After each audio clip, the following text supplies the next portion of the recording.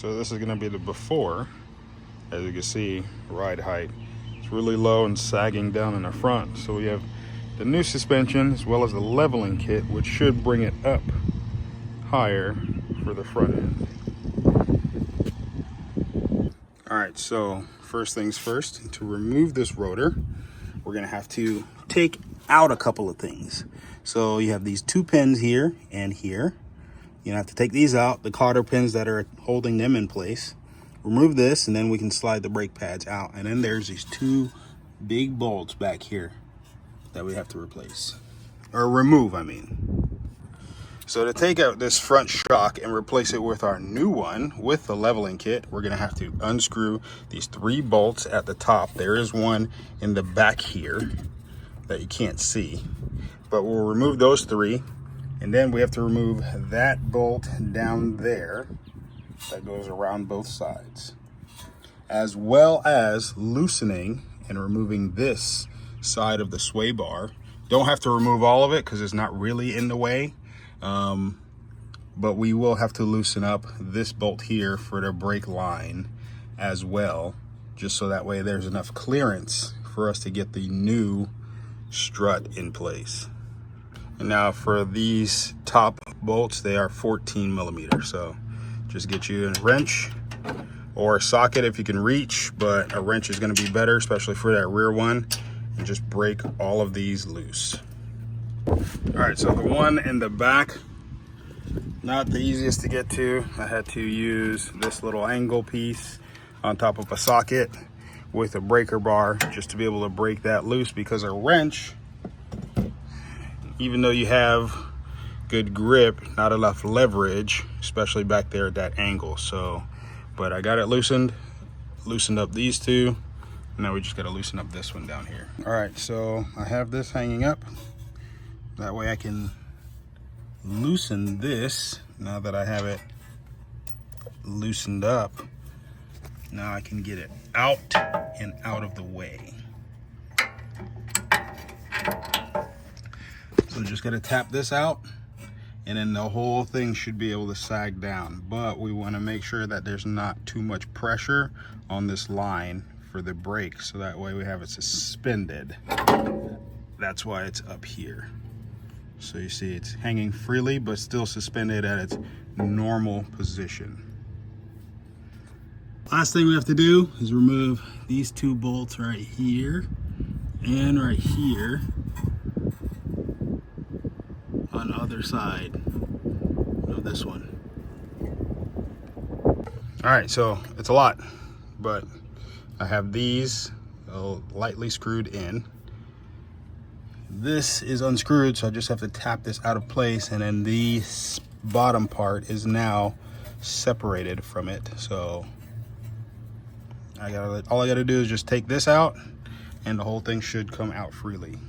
All right, so we have our old strut out, and I did have to remove the sway bar to get to it, because with the sway bar in the way, it was just causing a little bit too much, what am I trying to say?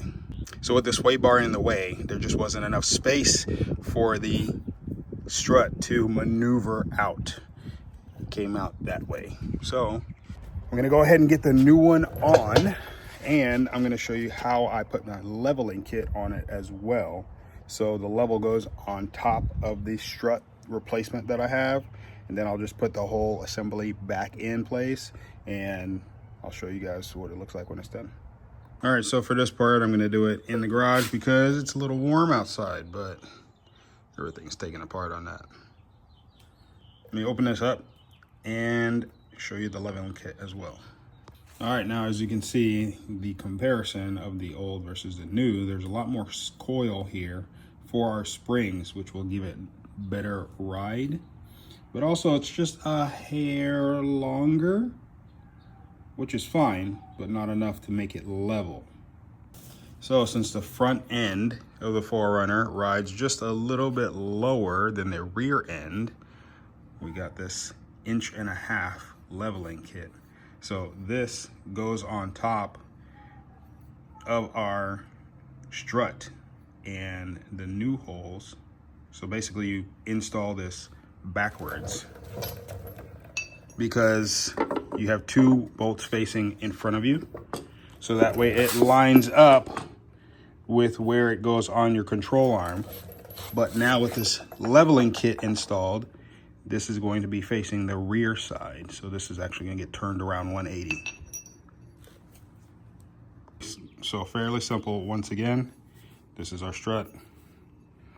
Top of this leveling kit goes in place. The bolt is not going over the top, so we have clearance here. And now this gets sandwiched in to where the existing holes go, and the bolts that came in the package go in here to secure it in place. And now that we got both of these installed, time to put them back on the truck. All right, that was an ordeal to get on, just because pushing this down so that way there's enough clearance to wedge it in place and get that in there. Not that good, but once I got that part in and lined up this hole, everything else was fairly straightforward. So now it's time to just work in reverse order and put everything back to the way it was. All right, now I have everything back together, everything screwed in place, top, bottom, and then the two that were underneath. Now I just have to put my rotor and my brake pads back on. All right, and we're all done. Now with the new suspension at the right height with the leveling kit, I'm gonna go ahead and throw this old tire back on and see how it fares when I drop it down. But you can already tell that this is a lot lower, so now I might have to jack the car up even more to get that tire on and then let it settle. And there we go, leveling kit is installed. Now I am going to give this a little bit of time to settle. I also have to go and drive it to bed the brakes. But when I get these new tires on here, it'll give it plenty of clearance in the front, so that way I can make wide turns and keep the maneuverability. As we're losing daylight, and you can see my hands are filthy. I look like a chimney cleaner. But be sure to like, comment, subscribe. And if you like this content, just give me a comment. Till the next one, peace.